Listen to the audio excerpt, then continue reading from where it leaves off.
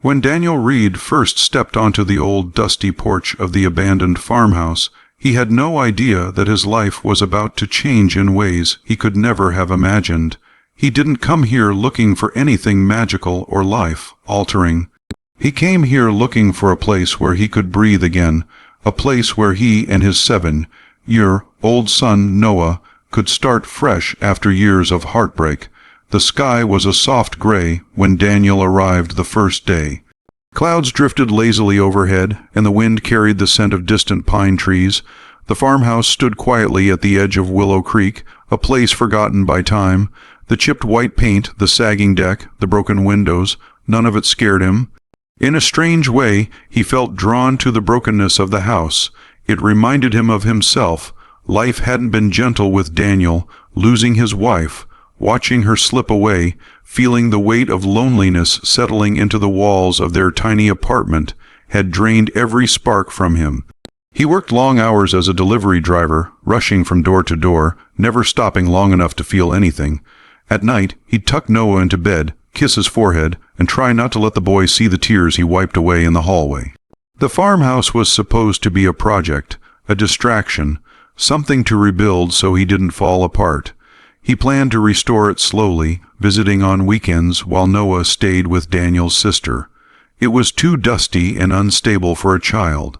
The kitchen floor had holes, and the roof leaked in 3 different places, but Daniel had vision and hope, though he didn't realize it yet. For the first few weeks, everything was peaceful. He would arrive early, roll up his sleeves, and spend the day sanding old wooden walls, fixing windows, clearing out decades of dust and cobwebs. The house was silent, but it never felt lonely. It felt like it was waiting. On the 4th weekend, things began to shift. Daniel noticed something strange the moment he pulled into the driveway. The air felt different, warmer somehow, as if someone had been inside. He stepped out of his truck and walked toward the porch. The breeze pushed gently against him, but underneath the wind he sensed something else. A presence, something he couldn't explain. He noticed the first sign when he reached the entrance. One of the boards he had nailed the previous week to cover a broken window was on the ground. It hadn't fallen, someone had removed it. He took a slow breath, trying to convince himself it was nothing. Maybe an animal had pushed it loose. Maybe the wind had been stronger than usual, but deep down, something inside him tightened. He pushed the door open. It creaked loudly, echoing through the empty rooms. At first, the house seemed still. Sunlight streamed through the broken window, dust particles floating through the golden beams like tiny fireflies. Daniel glanced around, feeling a faint tug in the air, like the house was trying to tell him something. He stepped cautiously into the hallway and froze. There were footprints, small ones, 3 sets of them, leading from the kitchen down the hall and up the stairs.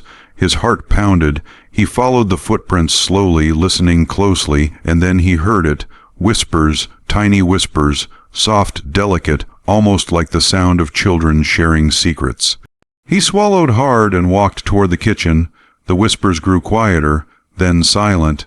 He reached the doorway, took a breath, and stepped inside. 3 little girls sat at the kitchen table. 3. They looked up at him with wide eyes, startled but not screaming. The oldest girl, maybe 10 years old, stood quickly, stepping in front of the younger 2. Her expression was brave, but Daniel could see the fear trembling beneath her courage. Her hair was messy, her clothes old and stained, but her eyes held a depth far beyond her years. The middle girl, maybe 6 or 7, clutched her older sister's shirt tightly, looking at Daniel with a mixture of fear and hope. The youngest, no more than 4, hid her face in her sister's arm, peeking every few seconds with tear. Swollen eyes, Daniel stood frozen. The girls didn't move. Then the oldest whispered, "Please don't make us leave." Her voice was soft, so soft that the wind outside almost drowned it out. Daniel blinked, trying to understand what he was seeing. Who are you?" he asked gently. "How did you get in here?" The oldest girl swallowed and stepped forward slightly. "I'm Ava," she said. "And this is Lily and Rose." She motioned to her sisters. "We didn't mean to scare you, we needed somewhere safe." Daniel noticed the blankets in the corner, the tiny pile of canned food, the soft candle still flickering. They'd been here for days, maybe longer. He lowered his voice, speaking softly. "You're not in trouble. I just want to understand. Are you lost? Are your parents looking for you?" Ava's jaw tightened. The middle girl's eyes filled with tears. Rose whimpered softly.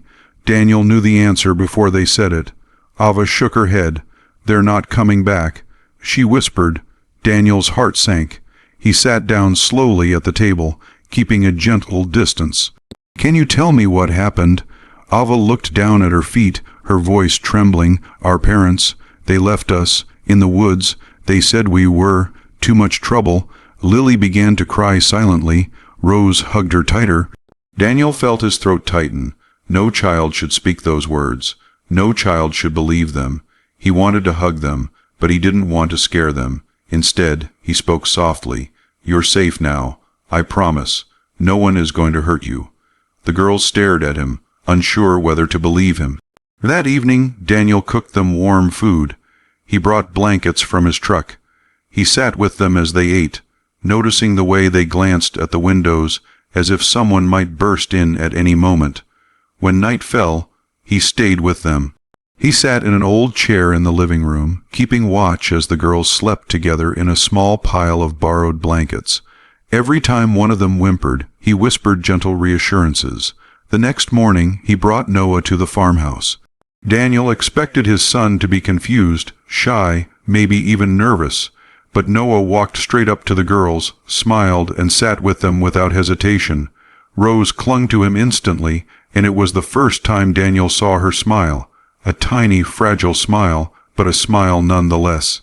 As the days passed, the truth of the girls' past slowly came out. Their parents had fought constantly. There were nights filled with yelling, with slammed doors, with threats. The girls learned to hide, learned to stay quiet, learned that safety wasn't something they could trust. One night, after a particularly violent fight, the parents drove the girls deep into the woods. They told them to get out. They drove away. The girls waited for hours, believing they would return. They never did. The girls wandered until they found the farmhouse. Daniel called child services, hoping to find a safe place for them. But the news shattered him. The girls would be separated.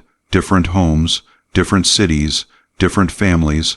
Ava cried harder than Daniel had ever seen a child cry. Lily clung to him, sobbing into his shirt. Rose begged him not to let them go. He couldn't do it. He couldn't let their new little family be torn apart. The next morning, Daniel walked into the child services office and said, "I want to foster them." The workers hesitated. A single father already raising one child, wanting 3 more, it sounded impossible. They warned him about the paperwork, the challenges, the emotional burden. Daniel didn't care. He looked at his son, then at the girls, and said, "They belong with us." And so began a long, difficult journey. Months of home inspections, court hearings, psychological evaluations, background checks, education courses, interviews. Every step felt endless.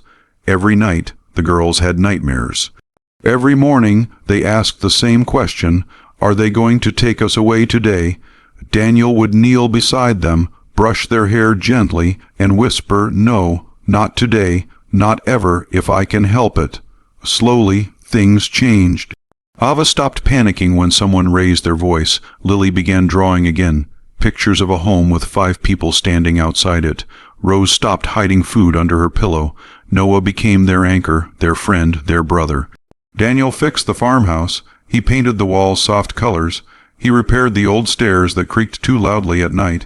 He built a swing in the backyard. He planted roses along the fence because Rose said they smelled like hope. The house filled with laughter, timid at first, then louder, brighter, more confident. It became a home where the echoes of fear slowly faded. One quiet evening, a year after Daniel first found them, Ava sat beside him on the porch. The sun was setting behind the hills, painting the sky with shades of gold and amber. She didn't speak at first. She just watched the colors changing slowly. Finally, Ava whispered, "Daniel." He turned to her.